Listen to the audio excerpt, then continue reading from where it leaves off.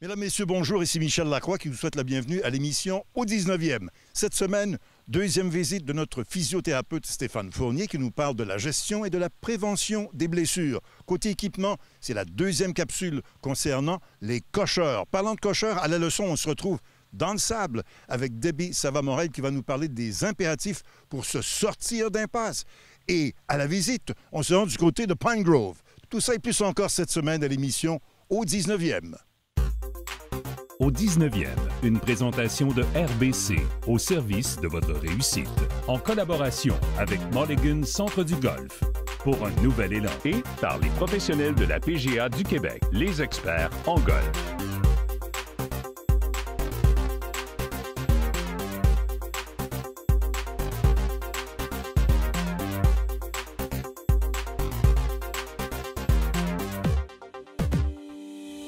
Thématique aujourd'hui, la physiothérapie, encore une fois en compagnie de Stéphane Fournier, physiothérapeute et propriétaire d'Accès Physio. Toujours en forme? Ça va super bien, Jean-Sébastien. Merci encore de l'invitation. Ça fait plaisir. On a parlé de la préparation d'avant-partie lors de notre dernière capsule. Là, cette semaine, je veux parler de la prévention et la gestion des blessures. C'est tout aussi important.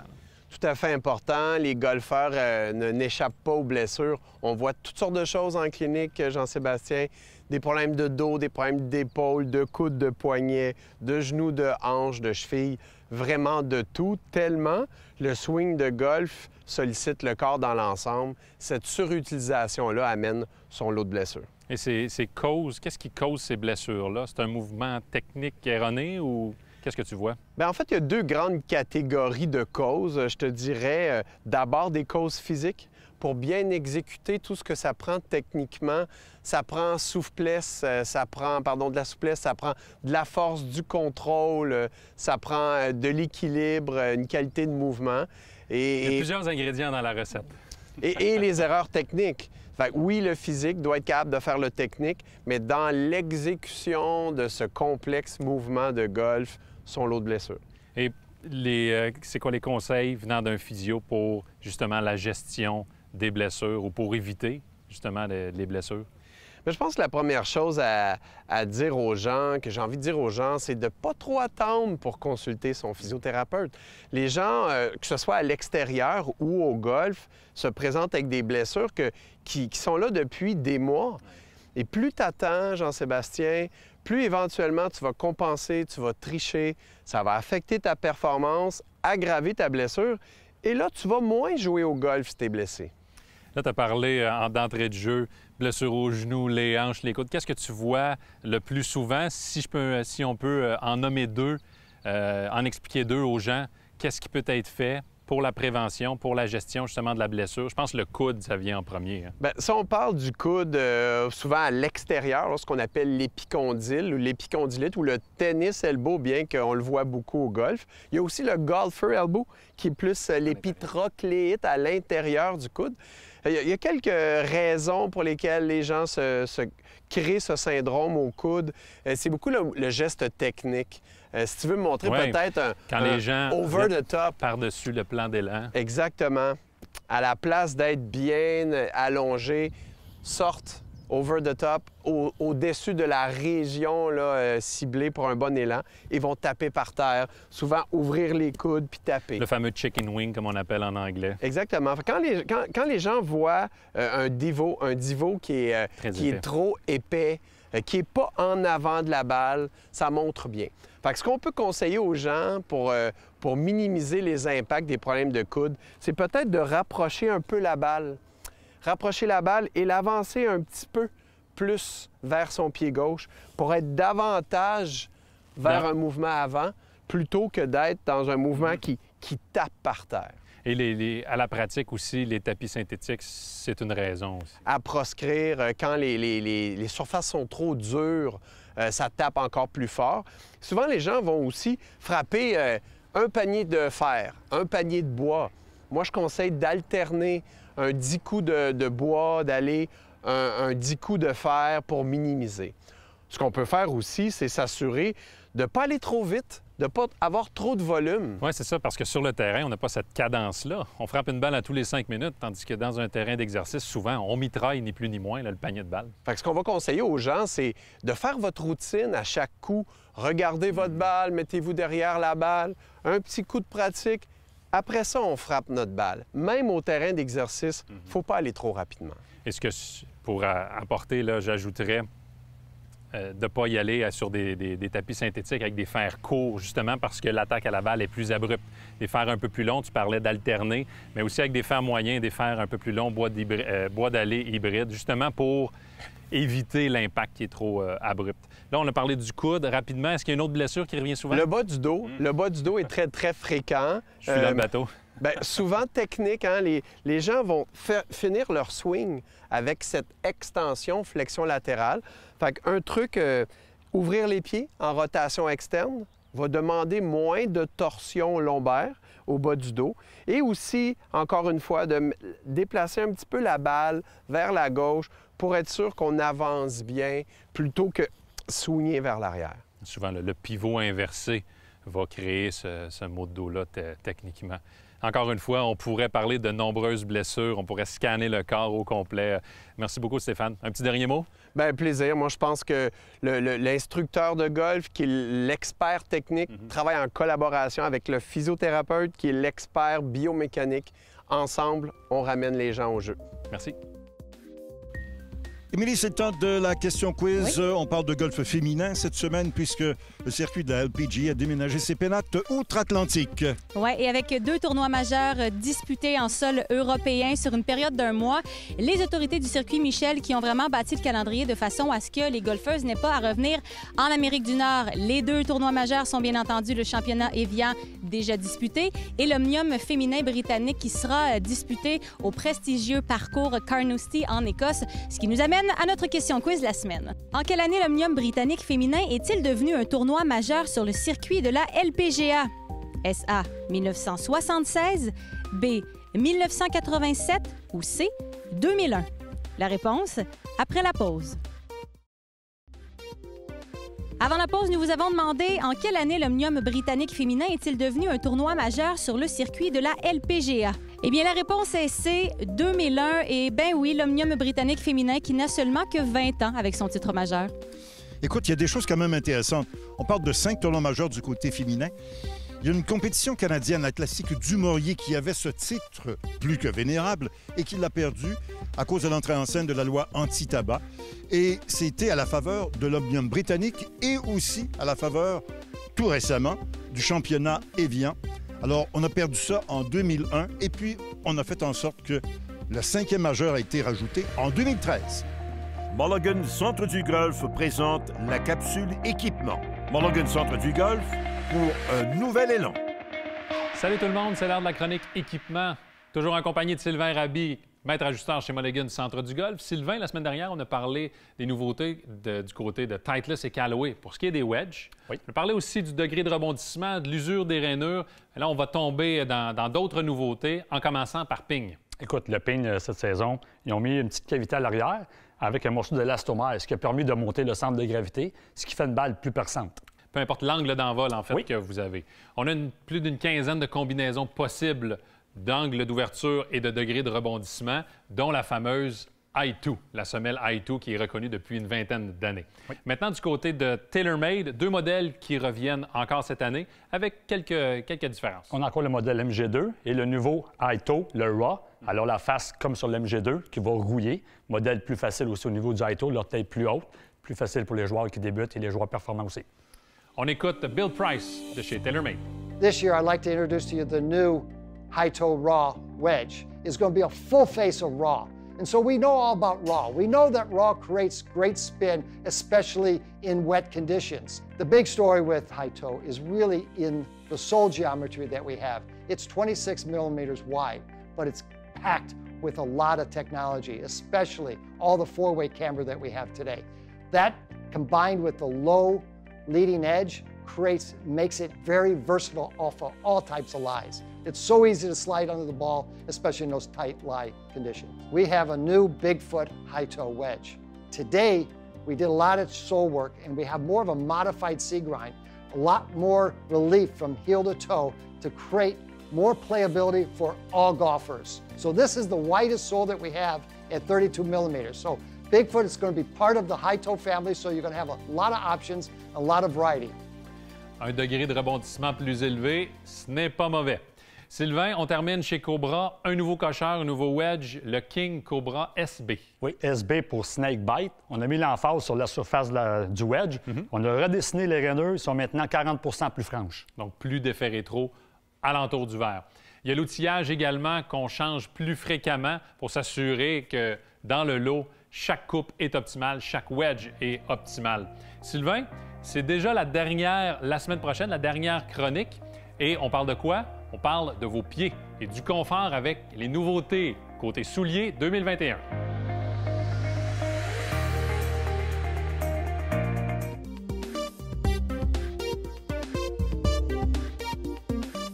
Bienvenue à la Minute du Nouveau Golfeur, la capsule où l'on parle d'étiquette et de règlement pour que vous ayez l'air d'un golfeur d'expérience, même si vous débutez dans le golf.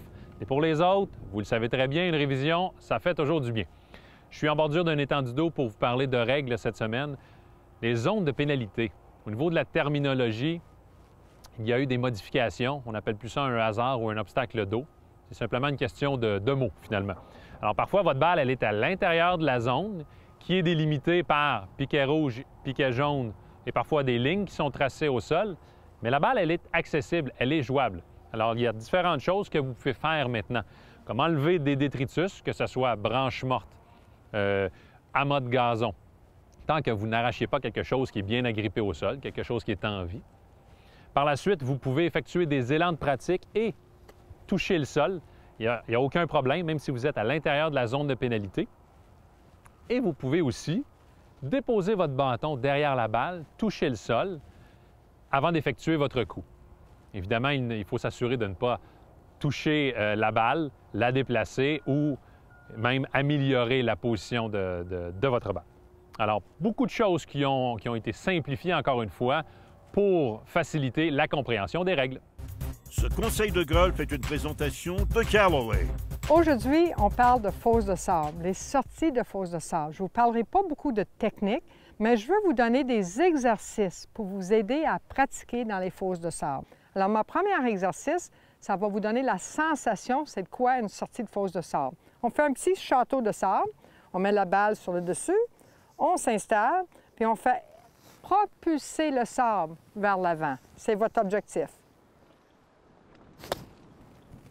Alors ça, c'est une sensation d'une sortie de fosse de sable. Deuxième exercice que je vous montre, c'est sur un morceau de bois. J'ai mis de la peinture pour vous montrer où le bâton, où on doit contacter le bâton sur le bois. Regardez bien.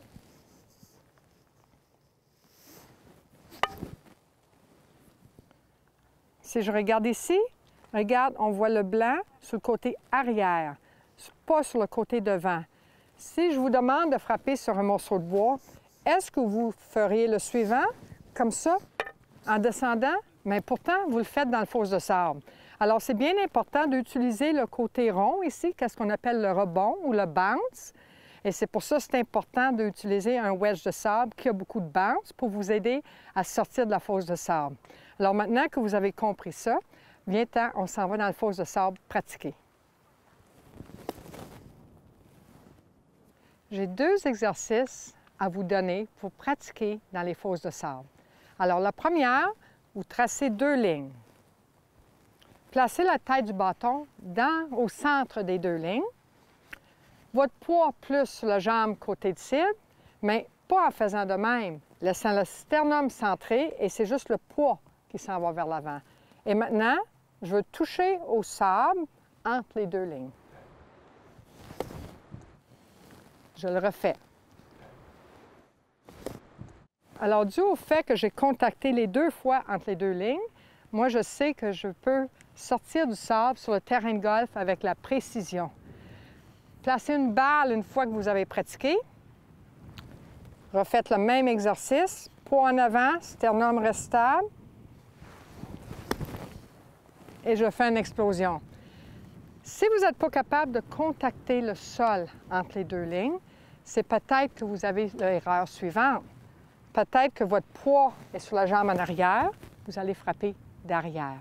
Ou si vous contactez le sable en avant de la ligne, c'est parce que votre poids était trop en avant. Alors, c'est très important de pratiquer et connaître la position de votre sternum, position du poids et comment faire une belle explosion. S'il y en a entre vous qui ont de la difficulté à rester le poids sur la jambe côté de la cible, parce que vous faites un transfert de poids, OK, qu'on ne devrait pas faire dans le sable, faites l'exercice suivant. Vous tracez une ligne, le poids sur la jambe vis-à-vis la ligne. Celui-là, je n'ai plus de poids dessus. Pas de transfert avec le bas du corps et je contacte sur la ligne. Je veux toucher la ligne à chaque élan que je fais. Je place une balle, une ligne, sternum derrière, le poids en avant. Et c'est aussi facile que ça. Alors, placez des lignes, pratiquez dans une fosse de sable, ça va vous donner confiance. Alors, la prochaine fois que votre balle s'en va dans une fosse de sable sur le terrain, dites pas « Oh non », dites « Oh oui, je sais comment sortir ».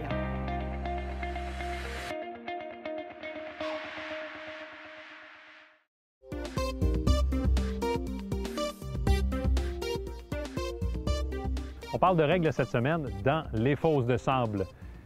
Une portion du jeu énigmatique pour plusieurs golfeurs et golfeuses. Il y a toujours eu de la confusion autour du terme détritus dans les fosses de sable. Plus maintenant, depuis la modernisation en janvier 2019.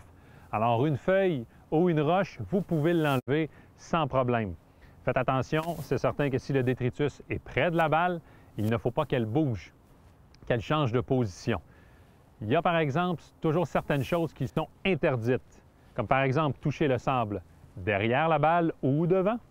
Lors de vos élans de pratique, vous ne pouvez pas non plus tester, toucher le sable. Et finalement, lorsque vous vous apprêtez à effectuer votre coup, vous ne pouvez pas toucher le sable lors de l'élan arrière. Alors, une bonne grande respiration et on tente de faire une bonne explosion. Cette semaine, on vous fait découvrir le club de golf Pine Grove sur lequel souffle un vent de nouveautés. Ses membres qui peuvent compter sur une toute nouvelle équipe de gestion qui a toutefois à cœur de conserver les traditions du club. Et pour nous en parler, je rencontre son professionnel en titre, Louis-Alexandre Pitre. Louis-Alexandre, le club de golf Pine Grove qui est vraiment considéré comme l'un des meilleurs défis de golf au Canada. Pourquoi? Écoutez, premièrement, on est dans un site enchanteur sur le bord de la rivière Acadie. Il y a plusieurs trous qui sillonnent cette rivière-là. Alors, on a à passer cet obstacle-là plusieurs fois dans la journée. Alors, visuellement, c'est intimidant, mais aussi c'est de toute beauté là, avec la rivière et le parcours qui sillonne à travers ça. Alors, oui, nos membres apprécient beaucoup le défi du parcours de tous les niveaux. Et aussi, on a eu des tournois professionnels dans le passé. Parce qu'il y a une histoire ici, là. Oui, c'est un club assez historique côté compétitif, mais aussi au Québec et au Canada. On a reçu 2 Canadian Open. Il y a plusieurs années de ça, on a eu des Jack Nicklaus, Gary Player, Arnold Palmer qui sont venus jouer ici, des grands champions du golf, des icônes du golf et qui ont eu des super commentaires sur le parcours de golf. Alors, c'est un bel historique pour un club de golf au Québec. C'est un terrain qui comporte son lot de défis pour le golfeur qui est habitué, mais peut-être celui aussi qui débute. Ce serait quoi les principaux défis ici? Les défis ici, c'est que les verres sont très inclinés. Okay. Alors, premièrement, il faut toujours rester en bas du trou à cause des pentes. Alors, les gens vont apprendre rapidement à jouer stratégiquement. Et aussi la fameuse rivière Acadie qu'il faut traverser à plusieurs reprises et contourner, jouer avec, qui est un obstacle qu'on voit à tous les trous. Quelles sont les initiatives que vous avez mises en place pour permettre à vos golfeurs, golfeuses qui sont membres ici de mieux jouer? Donc, depuis que je suis en poste, je suis arrivé en poste cette année. Okay. Alors, un de mes mandats était de développer une académie de golf, donc une offre de service pour des leçons de golf. Donc, j'ai engagé plusieurs professionnels. C'est des professionnels qui sont expérimentés dans différentes facettes du jeu, autant côté stratégique, technique, physique. Donc, j'ai 5 enseignants qui offrent différentes formules. On a des écoles de golf pour femmes, des écoles de golf pour les juniors. On a des camps d'été, on a des ligues juniors aussi de développement qui se passent le matin. Et vous pouvez voir qu'en après-midi, ça se passe beaucoup sur le bord de la piscine aussi pour ces jeunes-là. Donc, c'est toutes des petites initiatives qui font que nos golfeurs, nos membres, peuvent améliorer leur jeu dans leur club de golf et avoir plus de plaisir à jouer. Et justement, la vie au club de golf Pine Grove pour les membres, à quoi ça ressemble? Là, j'en ai un bel aperçu, mais quand même, je me doute que vous avez une belle offre de service. Oui, vraiment. Donc oui, on a le côté golf qui est extraordinaire, mais dans un club privé comme Pine Grove, c'est important d'avoir tous nos services, les services qui sont haut de gamme. Donc on a le parcours avec nos superbes conditions de jeu. On a du côté de la restauration là-bas, au chalet, sur le bord de la piscine ici, une très belle table à manger. On a une super cave à vin aussi pour nos membres qui apprécient beaucoup le bon vin.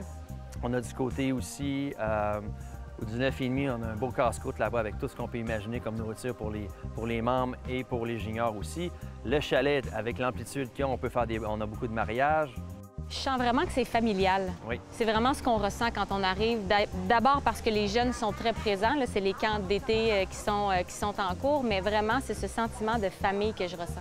Tout à fait. Donc, on a beaucoup de membres, oui, qui jouent au golf, mais que leur famille, des fois la conjointe ou le conjoint ne joue pas vraiment, viennent s'amuser sur le bord de la piscine avec les enfants pendant que le conjoint ou la conjointe joue au golf, viennent tout simplement manger ici, passer du temps en famille, faire un petit souper du fête des pères ou fête des mères. Alors, on répond vraiment, c'est un club, oui, que les gens apprécient le golf, mais aussi apprécient tout ce qui entoure l'expérience golf, qui est la restauration et la piscine. Et les amateurs de golf voudront savoir quels sont vos trous signature, parce que vous en avez plus qu'un quand même. Oui, on a plusieurs trous qui ont des bons défis, qui sont vraiment attirants à l'œil. Je vous dirais, là, mes préférés, le trou numéro 12, qui est un par 3, un long par 3 où est-ce que Jack Nicklaus avait dit lors de son dernier passage que c'était un des plus beaux par 3 qu'il avait joué en compétition, qui l'avait impressionné beaucoup. C'est un par 3 qui est assez long avec beaucoup de pentes et de plateaux sur le verre.